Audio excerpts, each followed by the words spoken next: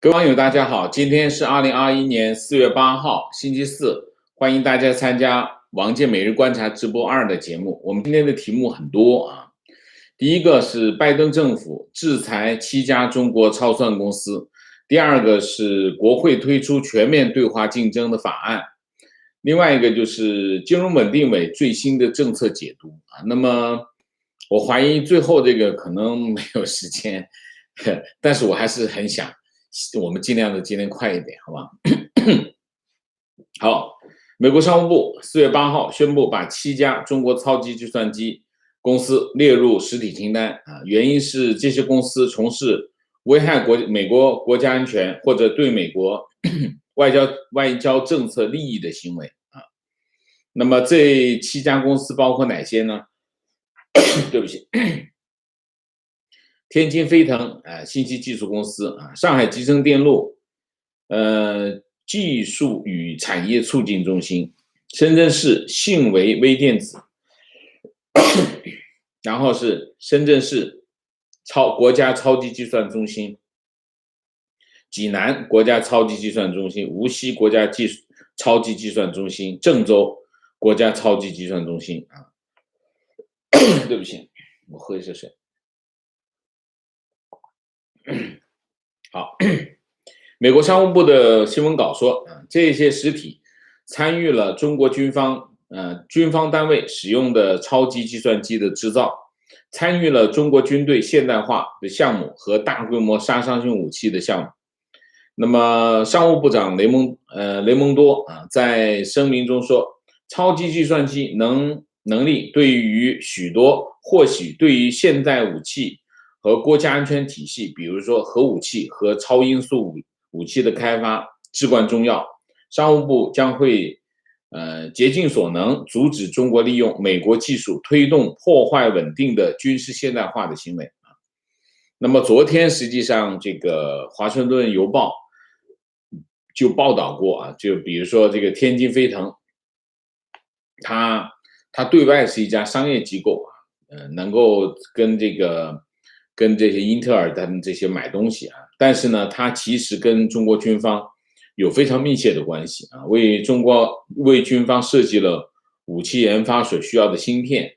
然后那个像中国空气动力学研究与发展中心也有着同样的双重身份，中国的很多企业都有这种双重身份，对外它是一家普通的商业机构，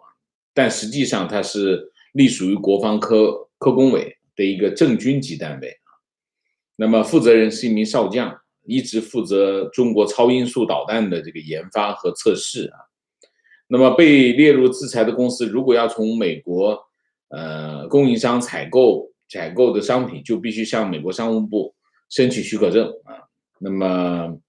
这个决定从公布之日起，就今天生效，但是已经完成采购手续的不受影响。那么这件事情为什么我们要讲？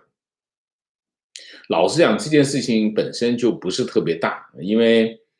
超级计算机它也不会是自己去买东西啊，它肯定是通过其他的渠道去买东西。但是这件事情有标志性的动作意义啊，什么意思呢？就是拜登政府继承了我之前讲过很多次啊，拜登政府继承了川普政府大部分的政策工具啊，继承下来。那么，然后他就开始梳理啊，他基本上把所有的政策工具全部冻结住，然后一个个梳理。梳理之后呢，有些需要取消的他就取消，有些保持的他就不管，就放在那里啊。那么基本上大家就可以看到，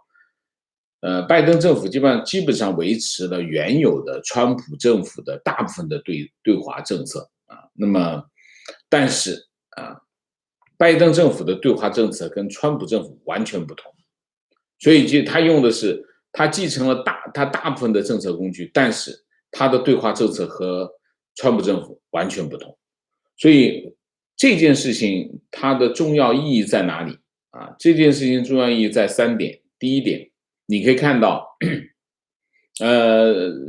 拜登政府第一次啊用这个工具，就是实体清单的工具来继续对中国的企业，当然这些企业他认为是需要打击的企业就是用点穴式的就采取措施这是第一这是第一次，这是第一次意味着什么？意味着拜登政府开启了这个大门，后面他会陆续的往外推出，所以这块是个非常重要的开始，这是第一个。第二点，之前我不知道，我们讲过多少次就是说，很多人认为拜登政府上台之后，这个中国会好过一点，因为之前川普政府让中国不好过那么你可以看一下现在可以证明这句话是不对的因为你可以看到拜登政府会让中国更难过，为什么？因为它更有体系，更有全局性，更有系统。所以你可以看到他在这个他一方面继承了他的工具，但是他在使用工具的时候更讲究效率所以你可以看到这是第二点。第三点，我们可以看到陆陆续续的东西会往外走，往外走的时候呢，其实跟之前看到的场景会有不同，就是方式不同，工具是一样这是第一条新闻。第二条新闻就是美国参议院美国参议院推出两党议员都支持的议案，加强美国与中国开展全面性的竞争。参议院外交委员会主席民主党籍的参议员梅嫩德斯4月8号推出加强与中国开展全面竞争的2021战略竞争法案那么宣布获得两党议员的支持，计划未来几天提交参议院外交委员会进行审议那么参议院外交委员会介绍说，这个新法案是民主共和两党参议员首次共同推出与中国开展战略竞争的重要的法案，这个法案非常重要那么重点目标是确保美国在未来几十年中有力量在国家和国际力量的所有方面与中国开展竞争，强化美国处理中国政府威胁的外交战略，重申美国决心支持印太地区以及世界各地的盟友和伙伴，要求美国重新确立在国际组织和其他多边论坛中的领导地位看见没有？这就跟原来的川普政府的态度完全不一样，要重新确立在美国在国际组织和其他多边论坛的领导地位你看三个一个是强化第一个确保美国在未来几十年当中全面就是在国家和国际力量的所有方面跟中国开展竞争，强化中国的这个重申支持印太地区的盟友和伙伴这是一个那么2021年战略竞争法案建议将印太地区的安全援助列为优先要务，加强美国的外交努力在西半球、欧洲、亚洲、非洲、北极和大洋洲处理中国构成的挑战那么议案建议对普世价值进行投资，授权采取广泛的人权和公民社会措施，包括什么？包括支持香港的民主，对新疆强迫劳动、强制绝育等侵权行为实施制裁，采取措施跟踪中国的知识产权侵犯者，跟踪中国政府的补贴，监督中国利用香港绕过美国出口管制的活动，跟踪美国资本市场中的中国企业，集中对付中国掠夺式的国际经济行径这都非常的厉害这些法案那么议案建议加强与盟友在军控领域的协调合作，共同面对中国的军事现代化和扩张，要求对中国弹道导弹、超音速滑翔器、巡航导弹、常规武器和太空网络和其他战略领域的活动进行报告。梅嫩德斯说，我们非常自豪地宣布，这个前所未有的两党努力动员美国所有的战略、经济和外交工具，来制定一个印太战略，让我们国家真正能够对抗中国对我们国家安全和经济安全构成的挑战。2021战略竞争法案就是认识到此刻要求一个联合的战略回应，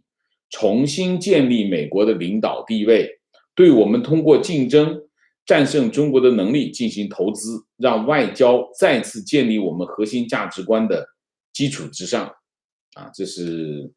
那么4月14号会进行一次立法的协商，让这个外交委员会能够审议这个进行表决。这是一个法案，还没完啊。参议院商务委员会那么4月14号下个星期将审议另外一个法案，这个法案叫什么？叫无尽的前沿无尽的前 Endless Frontier Act 这个进行听证会讨论要投资过1000亿美元，加强美国科技研究的发展，应对中国的竞争那么这个无尽的前沿法案呢，实际上是去年提出来获得跨党派的支持，包括参议院民主党领袖舒默和共和党参议院这个杨恩那么法案目标是5年内动用1100亿美元，强化美国的科技那么参议院商务委员会主席这个发表声明说，听证会将处理为强化美国创新生态系统的可能行动，包括增加国家科学基金会的研究基金，令科学、技术、科技、工程和数学方面渠道发展和多元，改善技术转移，并投资地区性的创新中心那么舒默也希望通过立法提高美国在半导体产量那么他的国会助理说，2项提案可能达到2000亿美元，就是跟刚才那个加在一起。那么舒默在上个月说这个几个参议院委员会都将会针对目的在增强美国竞争力，并对抗我们面临来自全球与日俱增，特别是中共经济威胁的2党立法召开听证会，并加以审议那么这是一揽子方案。其实你可以看到，我们刚才讲，拜登政府重新开启了。其实拜登政府今天的这个制裁意味着什么？意味着拜登政府之前的这个梳理工作已经完成了，他开始进入新的一个，就是所有的政策工具可以重新投入使用那么不投入使用的你就看不到了，他会陆陆续续把他政治工具都拿出来这是一个开启。另外一个就是你可以看到之前的主要的几个议案，一个美国国会之前就发生了几件重大的事件。第一个就是弹劾案耽误了很长时间。第二个是什么呢？第二个就是拜登政府的任命一系列的任命需要听证，所以实际上在此之前有一系列的这个美国国会都在忙这些事情，然后剩下的就是什么 1.9 万亿的这个救援计划。等这些事情完了以后，你可以看美国国会又进入另外一个就是正常的工作周期。当它进入正常工作周期的时候，中国议题又跑出来了。所以你可以看陆陆续续都有不断的会有美国国会会提出针对中国的这种议案。那美国国会提出来的议案目的何在呢？其实美国国会呢，它提出来的这些议案呢，有两种方式去影响政府的政策。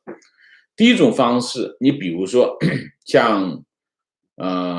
国防授权法，它会在里面加很多条款，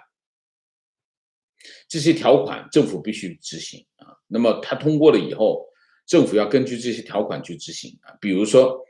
之前的像中共解放军这个清单，就是国防授权法里面的这个要求国防部长每年要向国会报告这个清单是个什么样的情况，你要更新一次。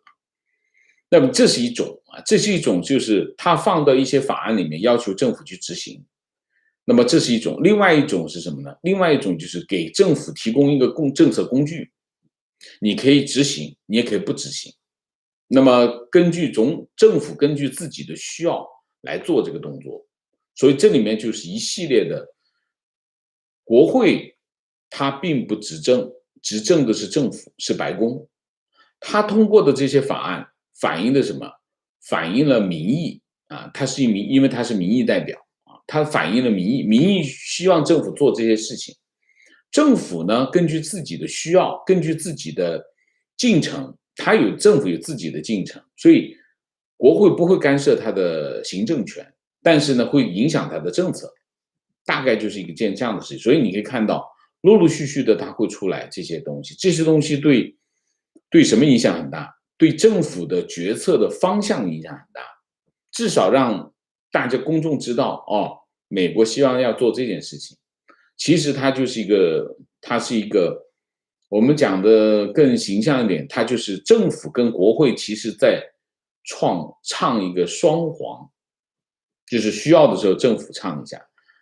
这边需要的时候国会唱一下大体上是这样。那我们今天非常把时间控制的比较好，我们再继续讲金融稳定委。那么4月8号金融稳定委召开第50次会议那么金融稳定委是由这个副总理这个刘鹤主持金融稳定委的主任也是刘鹤那么这里面有几件事情，我们顺便说一下，因为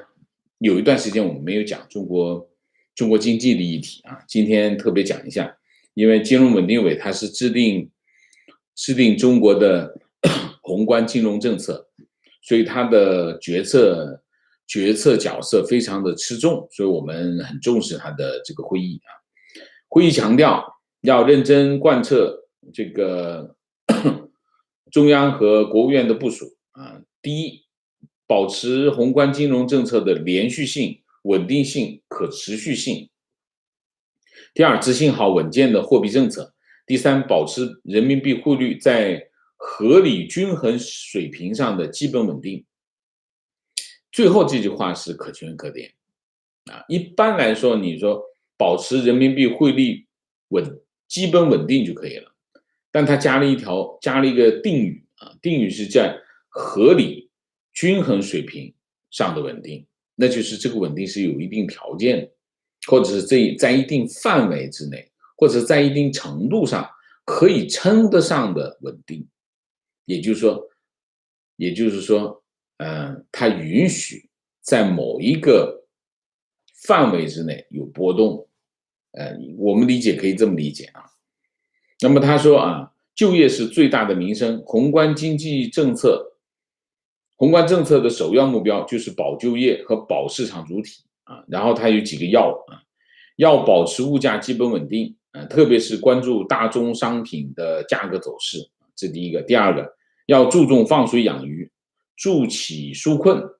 激发微观市场的主体活力，要坚持毫不动摇支持民营和小微企业，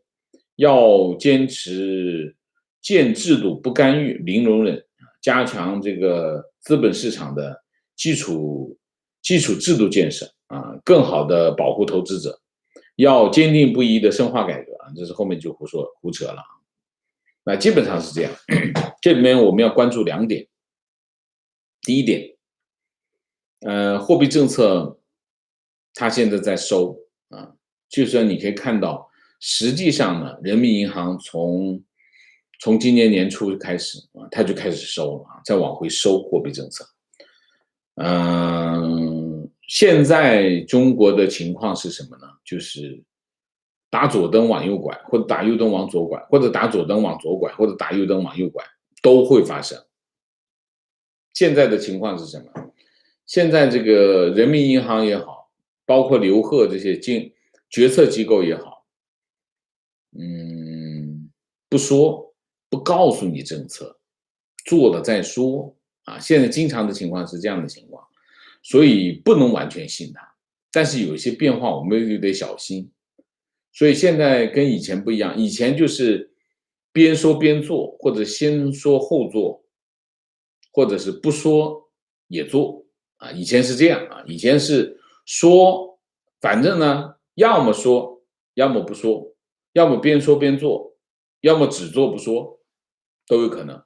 现在的情况是什么？现在情况是反着说，正着说都有可能，所以现在就要特别小心啊，不能上他的当啊。现在这个情况就是这样，所以我们要把握他的讲话，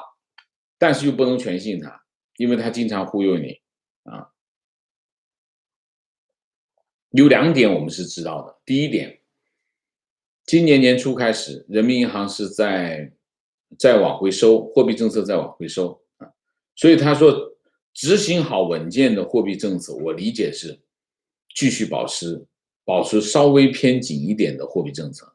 这是第一头啊。第二头，第二个就是关于人民币汇率，人民币汇率是有问题，为什么啊？我们来看一个数据啊，这个数据是值得关注的啊。中央国债登记结算公司公布的数据，截止3月底，境外机构持有中国国债约2.04万亿人民币，反映境外机构呢3月份呢减持了多少？减持了165亿人民币的国债，这是过去1年中第一次发生，3月份开始。意味着什么？意味着我们之前讲过，就是在疫情期间啊，疫情发生之后啊，很多的资金跑到中国来。你看现在有2万亿，在国债市场有2万亿外资，这2万亿外资就是过去2万亿，至少有1万亿以上是过去1-2年时间之内往这边跑的资金啊，都是跟疫情有2个原因。第一个原因就是疫情其他地方呢觉得感觉有风险，那么到中国去，人民币还在涨啊，这是一个，因为中国疫情控制的比较好，感觉中国在这块可以有所图，这是第一个。第二个，最重要的是利差。那么10年期美国国债的和10年期中国的国债的利差大概有300点啊，300个点子啊。那么现在呢，美国的这个上来了啊，美国的利差大幅收缩，300点一下子收缩到多少呢？145，1年来的新低啊，那这是一个。那么人民币这个涨幅跌到了6.57啊，6.57涨，基本上把今年年内的涨幅给收完了，蒸发完了啊。那说明什么？说明2点。第一点，你可以看到这些资金跑到中国的国债市场当中去，当然目的是什么？目的就是套利啊。如果有300点子的这个叫什么？这个利差的话，那它的这个对冲人民币汇率的对冲风险，只要低于2.0的这个利率的话，那么它可以有100个点子啊，那是对于一个基金来说是不错的，所以你可以看，基本上这些钱都是来做这件事情。那么现在的情况发生了变化，发生了什么变化？第一个，美国开始好了啊，美国刺激经济的政策加上现在拜登的这个基建政策，一出来之后，大家觉得美国在往上走啊，美国在往上走，中国在往下走，这个平衡发生了变化，那怎么办？怎么因应呢？钱就往回走了。3月份第一次发生，美国就是境外机构在减持中国的国债，这第一次发生，第1个月，24个月以来，就2年以来第一次发生，这是开始啊！就我们之前其实我们做过专门用过一个专题来讲这件事情，就是美国如果经济开始蓬勃，你可以看到其实这些机构啊，这些券商也好，金融研究机构也好，他们现在开始看好美国。当他看好美国的时候，他就会把钱从中国转移到美国。所以有一点是要小心的，是什么小心？人民币啊，人民币汇率就要小心了。当大家都开始这些机构把钱从这个中国啊，我们就叫什么叫热钱嘛，从中国挪回美国的话，那意味着什么？意味着人民币汇率会有波动。那么有一些人认为，人民币有可能跌到6.8左右，6.8是个很敏感的位置啊，很多时候是6.8啊，6.8，这是一个，这是一个情况。另外一个情况是什么？另外一个情况就是通货膨胀啊，通货膨胀现在的情况是什么呢？CPI 还是非常的低啊。从目前的情况来看，大家预期呢，大家预期这个 CPI 的数值呢，还是在相对比较低的水平啊，相对比较低，都在1以内。说明什么？说明需求比较疲弱，市场需求很弱。那么 CPI 的水平就很低啊，大家都没有钱买东西，大家没有钱买东西，你敢涨价吗？不敢涨，大家都不敢涨。但是哪里在涨？原材料在涨，铜、不锈钢、铝、线材、运输费都在涨，全部都在涨。那么这个情况是一个非常重要的情况，就是 PPI 啊，3月份经济学家对 PPI 的预测值是3.5是相当高了啊，相当高了啊。那么3.5的话，就等于是我们说3%，通常就叫通货膨胀了，3.5就是超过3%。那意味着什么？意味着通货膨胀。PPI 就是出厂价，CPI 呢就是零售价，大概是一个这样的关系啊。那么现在出厂价开始涨了，零售价还没有涨，还在一个非常小的范围，说明消费市场不好。但是这个后面的这个原材料的价格上涨，原材料的价格上涨的原因是什么？源于2个原因啊，我念一下啊。这个中金的宏观研究团队认为，去年同期国际金融市场动荡导致大宗商品价格低基数啊，基数比较低啊，加上什么呢？欧派克不增产，苏伊士运河堵塞啊，然后是这个油价迅速的上升啊，然后是铜价迅速的上升，然后是钢价、铝价迅速的上升。那么预计3月份 PPI 会同比上升到4%左右，所以这就是未来要发生的情况。那么如果未来是这样发生的情况，意味着什么？人民银行是不敢动货币政策的，货币政策一定是保持的相对比较紧的状态，然后铜、原油、大宗价格都在上升，大概是这样。所以我们可以看到，金融稳定委的这个会议，它传达出来的信息有2条。第一条，货币政策，依然是很紧啊，会收紧啊。那么就是维持今年年初到现在的这个收紧的状态。为什么？因为通货膨胀在路上啊，通货膨胀在路上。因为 CPI 最终涨起来，靠什么？还是需要靠市场。如果市场需求还是差的话，那 CPI 未必会起来。CPI 不起来，那意味着什么？意味着企业要倒闭了啊。这是一个。另外一个，随着美国经济开始复苏，那么一些热钱会从中国流回美国，那么可能人民币的汇率会出现波动啊，也就是说人民币汇率有下调的空间啊，这就是两个信息啊，好吧？那我们今天的这个主题就讲到这里，我们下面进入互动。在互动之前温馨提示啊，那么进入互动之前温馨提示，请大家点赞，请新来的网友订阅，请大家加入我们的会员，支持我们做更好的节目。那么进入互动之后呢，请大家不要聊天啊。那么我们今天因为议题比较多，所以大家可以，而且我们有一段时间没有讲经济上的议题了啊，大家可以就经济方面多进行讨论，好吗？OK。明线 HJ1985，谢谢，今天赶上直播打卡悉尼 ，OK，Vivian，谢谢。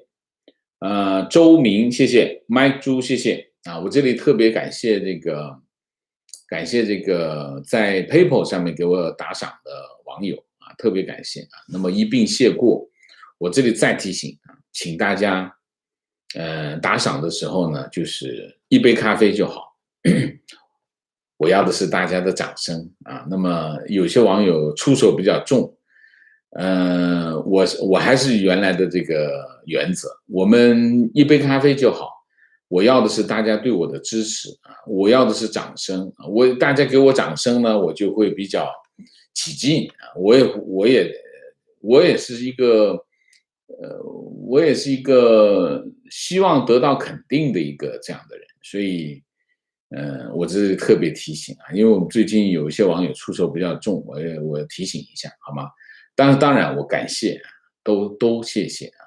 多少都感谢啊，好吗？谢谢啊。观点提问：CCP 对美国刺激反而是美国发展的一个好机会啊，也是反省自身的时候。我觉得反而可以进一步促进美国的发展。另外，我有个问题，我是支持多边主义的，但很多川粉、YouTuber 都反对多边主义。觉得太多国家搭便车、圣母婊，而且找盟友反而难以协调盟友关系，会让政策大打折扣。感觉说的也有道理，王先生如何看？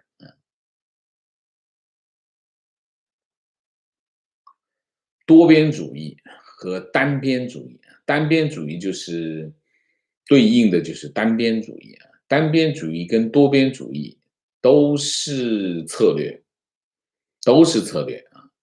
核心的问题是什么？核心的问题，单边主义很简单，就是我有制定我的政策，然后我就推行我的政策，我不管其他的盟友怎么想怎么说，我该干嘛干嘛。那这个通常是在一些相对狭窄的议题范围之内，通常会做这样的动作。你比如说，我们双边我对你采取一个，我给你开打贸易战，那肯定是单边主义啊！难道我还去征求全世界其他国家的意见吗？没有这种可能性啊！所以在这个议题上，单边主义跟多边主义都取决于什么？它不完全是我们不能够把我们的这个外交行为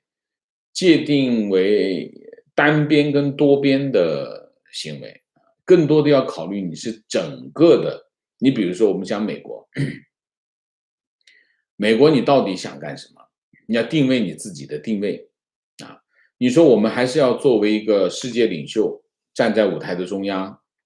那你能搞单边主义吗？当然不行啊！你需要盟友的支持啊！你搞单边主义的话，你怎么能够站在世界舞台的中央，然后去领导全世界呢？那是不可能的事情。所以从这个角度来说呢，多边主义跟单边主义不重要，重要的你要搞清楚，作为美国，你对自己的定位是什么？美国的国家战略是什么？这个国家战略定下来之后，就很清楚你要干什么。比如说川普美国优先，我不想吃亏啊，我去外面都是吃亏，到处给钱，非要给钱啊！我一出门，大家就跟我要钱，算了，我不出门了，我在家里把我自己干好就行。这就是川普的美国优先的战略。美国优先的战略，他从各个国际组织往回撤，我不折腾了，我省点钱在家里过自己的，那你就不就单边主义了，没有多边主义啊！你都是找欧盟，说欧盟你得多买我的东西，要不我就给你加征关税。我去找中国啊，找这个英国，找这个日本，找你们麻烦，你们得跟我买东西，不买东西我就给你征税。这就是单边主义，就是你可以从川普身上看的非常典型的单边主义。单边主义跟他的整个的国家战略是有关系的。当拜登说我们要回到世界舞台中央，我们要重新建立美国的领导地位，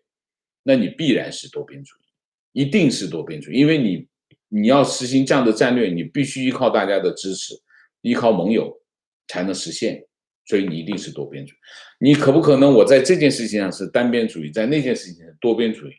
那是不可能的，那是不可能的。极个别的个案是有些，但是你说我想要的地方就单边，不想要的地方就多边，那是不可能，好吧？观点，我觉得拜登上台后，美国开始动员内部的力量。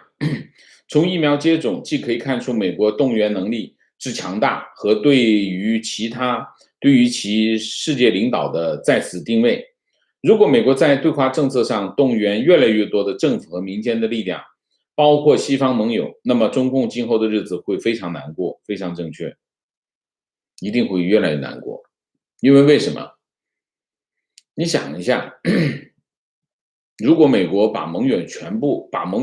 联合起来，一起在做，这叫什么？这叫政治杠杆。你的政治杠杆一撬动起来，那是很大的力量。当年的美国就是用这种我们叫政治杠杆来对付苏联，那现在他把这个政治杠杆来对付中国，那力量是很大的啊。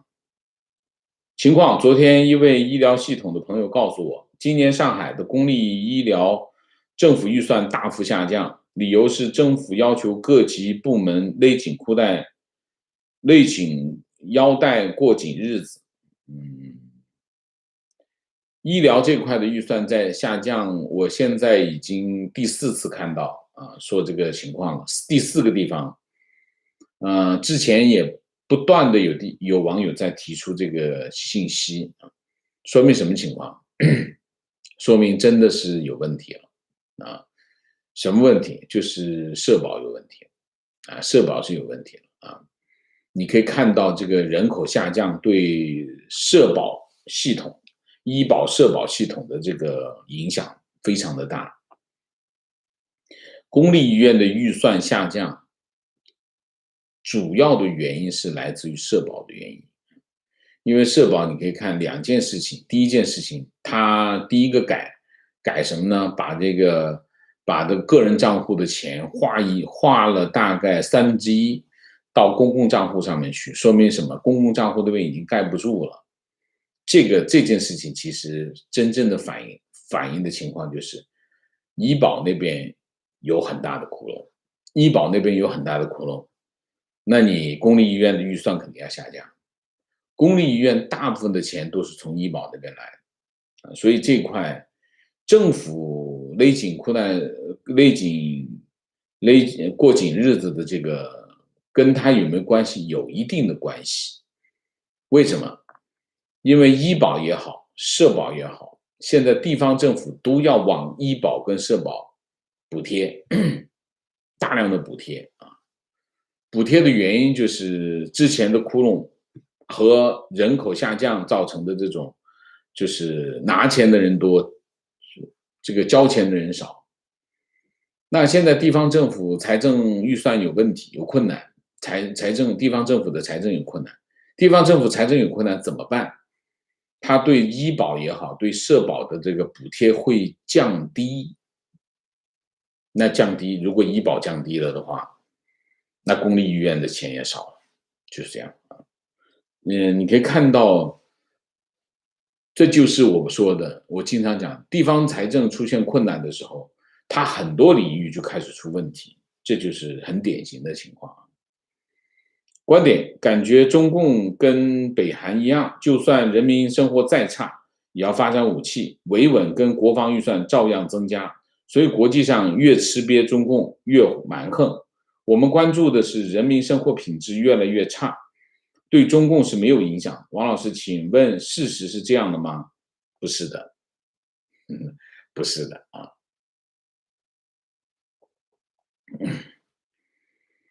邓小平有句话，我不知道你记不记得啊？邓小平有句话，不改革开放，不持续的改善人民生活，然后这个叫什么？嗯，不改革开放，不持续改善人民生活，意思就是死路一条，就这个意思。中共的政权的合法性有两条，就是他坚持有两条。第一条是什么？第一条就是改善人民生活，就是中共的权力的合法性，就是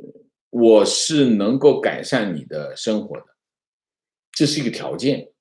作为一个交换，你不要去跟我要求我那么多，我反正就是我一切权利交给我，一切权利交给我，然后我就持续的改善你们的生活，你就跟我混吧。这是中共的自己自洽的这种权利合法性的一个条件啊。那么如果生活水平开始下降，那等于什么？等于你已经不能自洽了。你既然你要拿走所有的权利拿走所有的权利，你答应我，以前的说法是什么呢？以前是一切权利交给苏维埃，然后苏维埃养我一辈子，对吧？最早是这样的，我变成一个我把权利全部交给你，你呢就养我我变成一个单位里的人，单位里的人我就吃大锅饭，然后端铁饭碗吃大锅饭，这就是当年的一个契约，契约就是交换，这是一种交换，你养我，然后吃大锅饭，然后铁饭碗。好，发现这个日子过不下去了，中共说不行，我们这样子铁饭碗大锅饭不行，大锅饭我们会全部饿死，那怎么办？搞改革开放，改革开放，我给你一个承诺，只要改革开放，我会持续的改善你们的生活，你也不要跟我抢就是还是继续权力全部交给我，但是我保证改善你们的生活。那你现在还是改善我们生活，打烂了铁饭碗，打破了这个叫什么？这个大锅饭，砸掉铁饭碗，保证什么？中共就说就是我改善你们的生活，没有铁饭碗也好，没有大锅饭也好，但你们生活水平会上升，会改善。那如果你现在改着，突然生活水平下降，那你政权的合法性就没有了，对吧？你之前一切权利归苏维埃的，你的承诺就没有了，没有了你就没有合法性，没有合法性意味着什么？意味着你很多政策推行不下去啊，你不能自洽。那当然，有些网友说：“哎，中共哪有不讲理的？中共哪有讲理的？”也不是这样，他不用跟老百姓讲理，他也要跟他党内的9000万党员讲理啊，他也得跟党员解释啊，否则怎么解释得过去？所以在这个问题上，我们不能够喊口号，我们还是要知其然，知其所以然才行啊，所以我们才能够更清楚的看到他的行为，他可能会做出的反应啊。提问：韩国民主党作为执政党，在昨天的选举中大败，保守党大获全胜。12小时之内，文在寅承认自己的责任，接受全体国民严苛问责。民主党集体辞职。请问王老师，这个情况会改变韩国政府对中国的态度吗？当然会，当然会啊。文在寅，你确定保守党大胜？为什么？我没有看到这个新闻啊。但是如果这是真的，文在寅政府肯定要调整他的政策。为什么？这是民意啊，民意在向他这个发出信号啊。我自己再看一下，我还没有看到这个新闻啊，好吧？我只简单的回应一下，我认为他会调整政策。观点，习其实在拜登当选之前就知道拜登这一届上台后可能出现的难题，但是他僵化的思维方式使他不能够有效应对这一新的情况，明知前面有铁板，仍然要一脚踢上去，这种困局是制度上造成的，也是他本人造成的。OK， 情况，日本超市有卖台湾凤梨了，价格每个500多日元，虽然比菲律宾的菠萝贵了很多，摆的位置不显眼，但看起来卖得很好。也许是买凤梨的人很多，或者是想让大家尝尝，所以超市的凤梨限购每人1个。我看到的时候只剩下了3个，我们一家1人买1个，当天的凤梨就卖空了。我是第一次吃台湾凤梨，皮薄，削凤梨变得很简单，心软，果肉甜，非常好吃。OK。情绪，王老师的节目彻底改变了我的思想，但是很多朋友还蒙在鼓里。当我看到朋友转发名为白人弃婴被中国夫妇收养，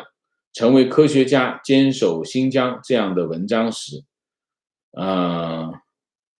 真的觉得身边天真的人太多，渐行渐远，有时候感觉到很孤独。如何与思想渐行渐远的朋友保持关系？老师有什么建议吗？我有个中学同学，我跟他，我到深圳以后，我们几乎每个星期都在一起。他是一个自干五，他是个自干五啊。我会给他一些信息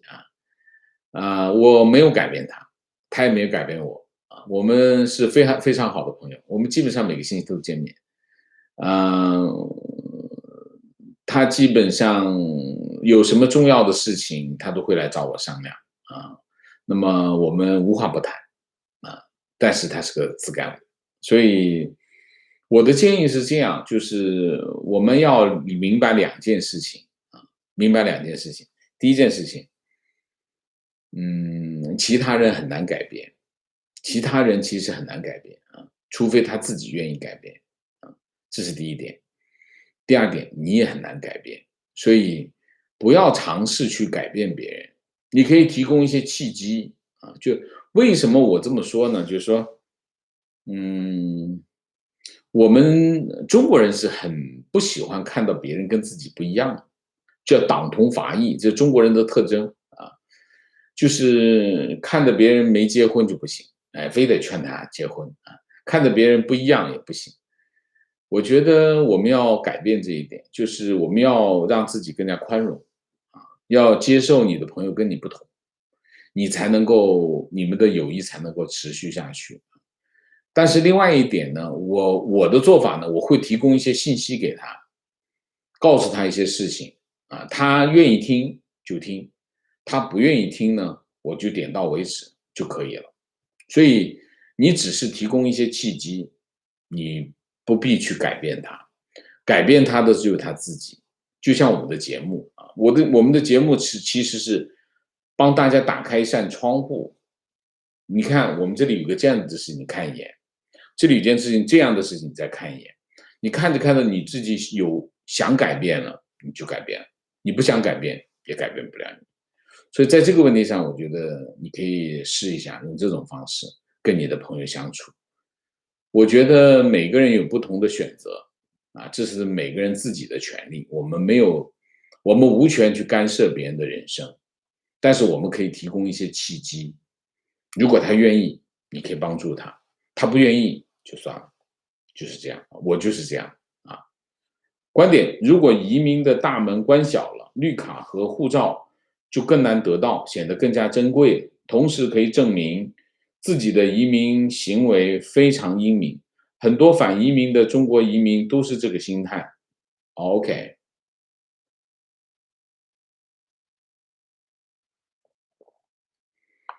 嗯，我觉得很多中国移民反对移民政策，我不理解啊，我不理解。这刚才这个网友跟我作为一种解释，也许是这样吧，啊，但是我觉得我还是尽量的从这种宽容的角度来理解，就是说中国人要尽量的宽容啊，就是说，特别是在面对这种弱势群体的时候，我们尽量的宽容。我们本身是弱势群体，我们要得到别人的支持帮助啊。那么我们可以看到，有更多的人也可能比我们还要差，那怎么办？那应该我们也要去帮助他，尽量的去做，尽量的从这个角度去理解一些事情。当然，有些事情做得不够好，那就去改变，把这个事情没做好的事情做好。你比如说边境墙，边境墙没修好，修到一半不修了，停工了。如果你不把它修好，意味着什么？意味着之前大家知道你的墙的目的是拦住嘛，你没修完，你之前的钱不就白扔了吗？因为你没有修完嘛。那应该怎么样？应该把它修完，是吗？因为这本来边境墙，你说我应该投资100个亿把这边境墙修好，结果你投了个70个亿，修了一大半，剩下的半截子工程扔在那里，这事情没做好，没做好怎么办？修完它呀，这个政策本身没问题啊，美国是需要边界啊，但是你说因此我们就要说移民政策，有些人养懒人，养懒人不是每个人都是懒人，很多我们的很多福利政策不周延，就去改变福利政策，让它更周延，但是不要去反对福利政策。福利政策是帮助弱势群体。美国是一个富裕的国家，富裕的国家应该有更高的道德要求。我的想法是这样的。情况打卡内地革命圣地，由于削山建城，地方财政窟窿太大，房价消费畸形，经济一潭死水，整风发源地又开始折腾了。先从政法队伍刀把子开始，阶级斗争那一套又拿出来，这次不像是走形式，有指标的毛那套的历史轮回又要在这片苦难的黄土地上上演，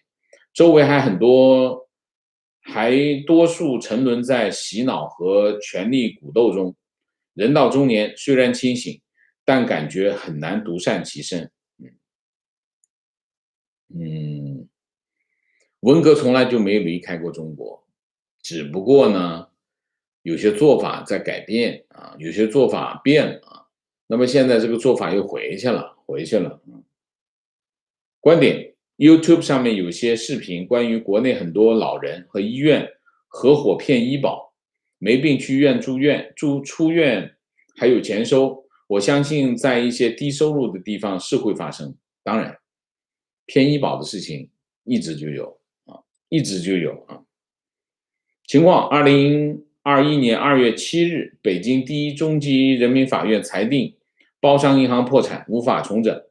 审计报告显示，包商银行清算后资产净值为负2059亿，严重资不抵债，没有任何偿还能力。大家知道意味着什么吗？负2000亿意味着什么？负2000亿意味着有人亏了2000亿，在包商银行这个项目上，啊，就这个意思，就是有人亏了2000亿，就是借了2000亿给他。当然，它不一定是一个，很多这个主体在包商银行借了这么多钱没还，就是这样，就在他身上亏了2000亿。观点，这个网友关于移民的解释，我认为很多人都是这样，因为我自己有的时候也有这样的心理，这出于小的竞争环境和比较意识，目前只能做到不让这样的心态影响自己的行为，要全面提升觉悟，应该还有很多的修行要做。OK， 好吧。观点啊，建俊丁观点。美国不是单边主义，美国奉行的是多边主义，但把中国排除在多边主义之外。对于昨天的移民议题，中国人是乘公交理论，没上车别关门，上了车快关门。OK， 很好，非常准确，是乘公交的理论姥姥王，谢谢网友们打卡，地狱无耻国、盐碱地、西朝鲜等等，好教育心疼。OK，Helen 吴，谢谢请教王老师，西方国家为什么选择新疆议题而不是香港议题来对抗中共？这绝不是偶然，非常对这个我们之前讲过一下，就是说新疆议题有几个特殊点。第一个，数量非常庞大，你想一下，100万人关到集中营，这数量非常的庞大涉及的人口非常的大。第二个就是它的情节非常的耸动非常的耸动就又是绝育又是这种关集中营这种第三个又涉及到宗教，又涉及到民族议题很广泛。最核心的是什么？最核心的是新疆议题呢，就没有太多的利益冲突，它纯粹是意识形态上它纯粹是意识形态的议题。香港不同，香港有很多利益关系。如果香港你只是谴责，没有意义。香港你肯定要动刀子的，香港议题肯定要动刀子，你动刀子往哪里切？因为香港是个金融中心，西方各国在香港都有利益那你怎么签？这个协调起来就很困难。但是新疆议题没有利益，完全西方国家在这个世界上没有利益，所以它很容易协调立场。所以西方国家选择新疆，就这个这首先是美国选择新疆议题，原因就是因为就是我刚才讲的这个原因，也很容易协调立场这是一个那明谢积木真优美，谢谢 米卡卡，谢谢曲优，谢谢Daniel 江，谢谢Vivian J， 谢谢Emma 人，谢谢，感谢王老师每天的精神粮食。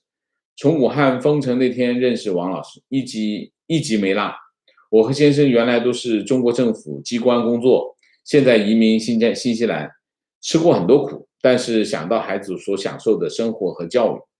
以及现在苦尽甘来，觉得真的很值得。洗盘子算什么？那也是在天堂里洗盘子。与听听王老师直播的网友共勉。OK，